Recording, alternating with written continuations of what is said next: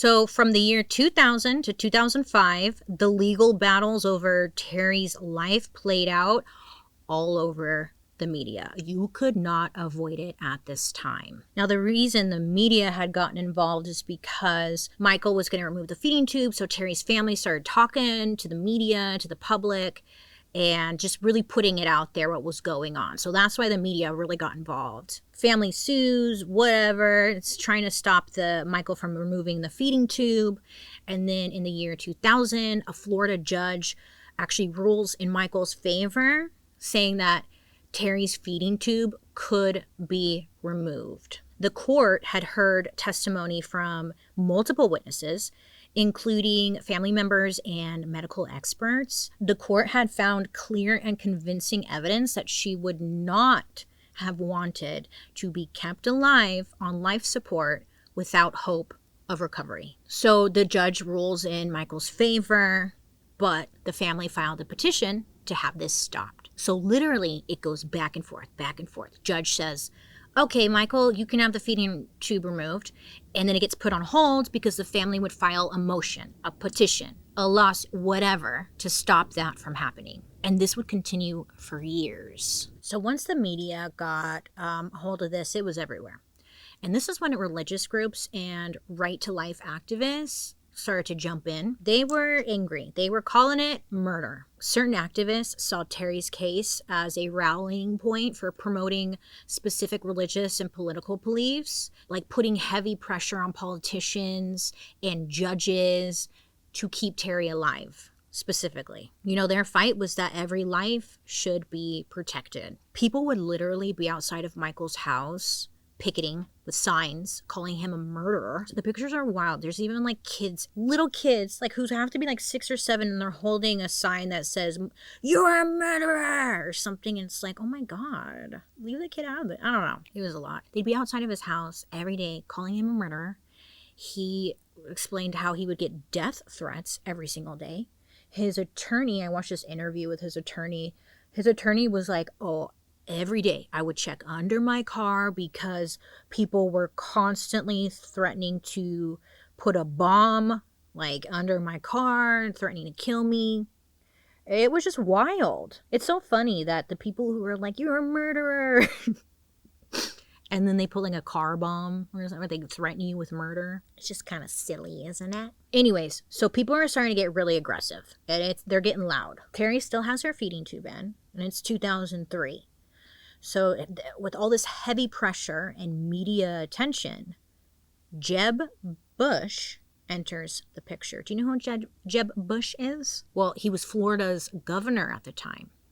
He shows up. So he pushed for something called Terri's Law, which gave him the authority to reinsert Terri's feeding tube. Yeah, Jeb Bush, who has nothing to do with this family at all, it gave him authority to put Terri's feeding tube back in. Kind of weird, right? I don't know. But in 2004, because the law moves slowly, so it's now 2004, the Supreme Court, they struck down Terri's Law, calling it unconstitutional. So the battle continued. Terri's case really became a lightning rod for ethical, moral, and political debates. It was everywhere. And I mean, even the Pope got involved. Yeah, like I said in the beginning, Pope John Paul II gave a little statement, not even a statement, he put out like this whole like release, speaking out against removing Terri's feeding tube. The Pope. So Pope, don't remove her feeding tube. Jeb Bush, don't remove her feeding tube. All the activists and stuff, don't remove her feeding tube. There's tons and tons of people showing up outside of Michael's place, outside of Terri's, where Terri's staying. They're all there. Media, everyone, okay? It's wild. In 2005, the case escalated even further, this time to the federal government. So Congress passed a bill that let a federal court review Terri's case, and President George W. Bush made this whole performance out of it. He flew back from his vacation to sign Terri's law into law, declaring that the government should err on the side of life. But in the end, again, the federal court ruled against keeping Terri on life support. It was unconstitutional. But again, because of all this back and forth legalities of everything, it just really allowed everybody else to win, to have Terri's feeding tube reinserted, and Michael really had no power. In the media, he was painted as just the devil. This devil man who wanted to just get rid of her and move on with his life. And it was really sad, to be honest. So, they remove her feeding tube. They put it back in. They remove it. They put it back in. They remove it. It's just like a lot. But in March 2005, federal judges upheld the Florida court's decisions and allowed removal of the feeding tube to stand. This time, for good. Now to you and I, because we're sitting here and I'm telling you in this like short video, but remember, this was years and years and years. It had been 5 years since he made the decision to remove her feeding tube. And it turned into a whole show. The whole world was involved. Mind you, during this whole time, Michael was still by Terri's side. Yes, he was dating another woman. No, I don't think that was a good look, but he was. But he was still Terri's main caretaker, and he was still like showing up every day, taking care of her. Terri's feeding tube was ultimately removed for the last time on March 18th, 2005. In the days that followed, Michael, his attorneys, friends, and some hospice staff, they took turns staying in Terri's room around the clock to make sure she was comfortable or she was okay, just being there with her. Terri's parents, they also visited for a short time, but they kept their distance from Michael. Michael and Terri's parents, they were not talking at all.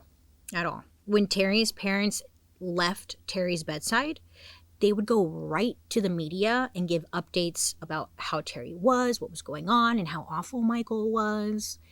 And just repeatedly insisting to the media that Terri was trying to convey that she wanted to live. Now, according to Michael, Terri never reacted to anyone in the room throughout the years or any loud voices because she remained unconscious and had no awareness. He was like, I don't know what they're talking about, but okay, you know? The one thing I will say is that Terri's parents were constantly talking to the media and all that stuff.